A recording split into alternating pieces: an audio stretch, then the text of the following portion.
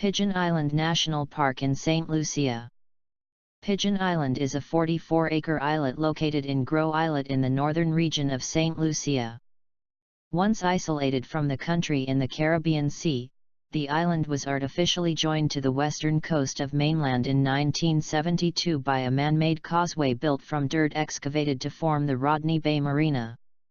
Composed of two peaks, the island is a historic site with numerous forts such as an 18th-century British fort and Fort Rodney, both used by the British to spy on French ships from neighbouring Martinique.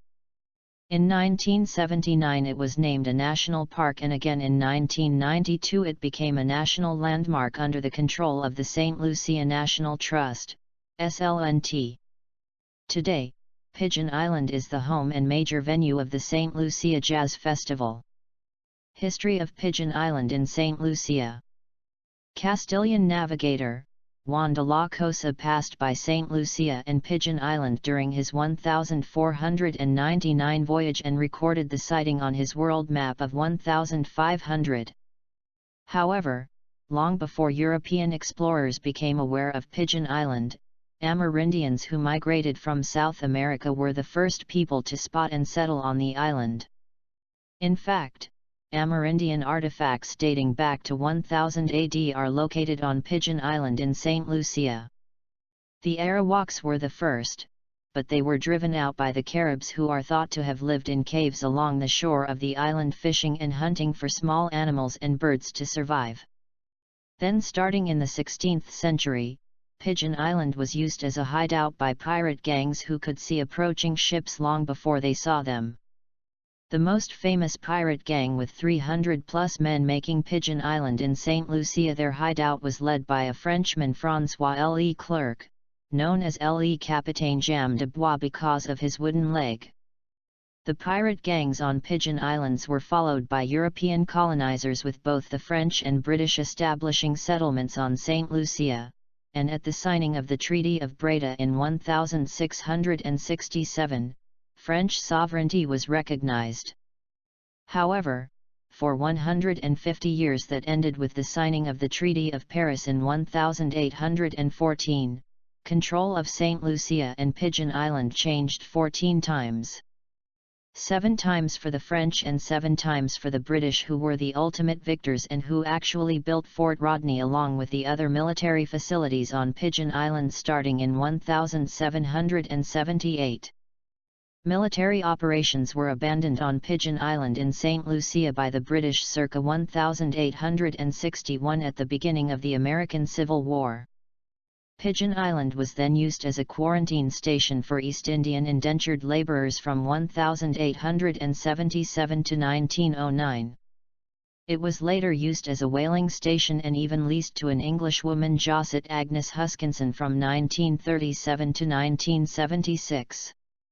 Josette had a popular restaurant on Pigeon Island, catering to yachts and visitors from neighbouring islands like Martinique. Her lease on the island was suspended during World War II when the United States Navy used Pigeon Island as a U.S. naval air station as part of the protection of the Panama Canal.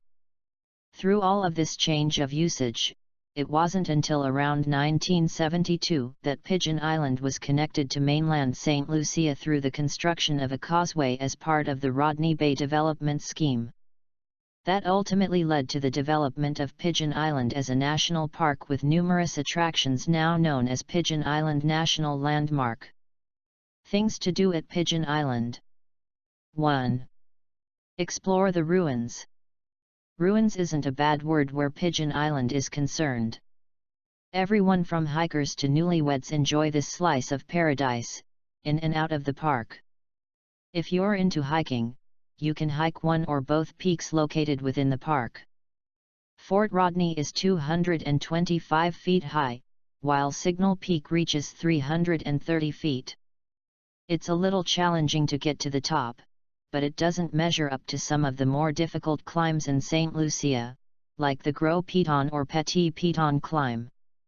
To get to Signal Peak's highest point, you'll have to climb a tall ladder, which is relatively easy to do. The ocean breeze and the amazing view from the top are simply heavenly. 2. Bathe at secret beaches. While there are many bays in the general Pigeon Point area, in the park you'll find two relatively secluded ones. If you go midweek, on a day when there are no cruise ships in port, you'll find the beaches almost deserted. On other days, you won't be able to find a spot. The water is clear, and the sand is white and well kept. There are even bathroom facilities. Beaches within the park are popular for picnics, snorkeling, and snuba tours. 3. Tie the knot, if you haven't already.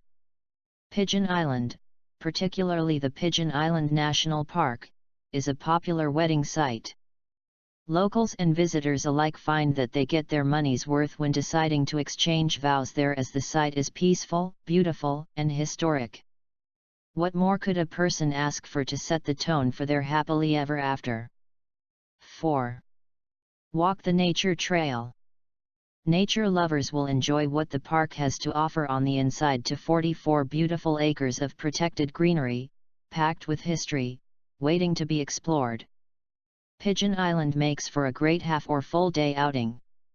5. Dine with family and friends. For a great location with delectable meals, check out the Barnacles Restaurant located within the Pigeon Island National Park. It's private, has an exclusive feel, and the food and service make a stop here well worthwhile. 6. Schedule a photo shoot. From beachside views, to ancient ruins and grassy slope lands, you'll find just the right backdrop for your vacation photos at the park. There are bathrooms for outfit changes, and showers for freshening up. 7. Check out nearby locations. The Sandals Golf and Country Club is a short distance away from Pigeon Island, and it is the perfect place to hone your game. Grab your gear, or rent, and get ready for some action at one of the most popular golf courses in the Caribbean. This site is up to international standards, and you'll spend a great day out on the green. Like us and join us at Extreme Collections for more fun and knowledge.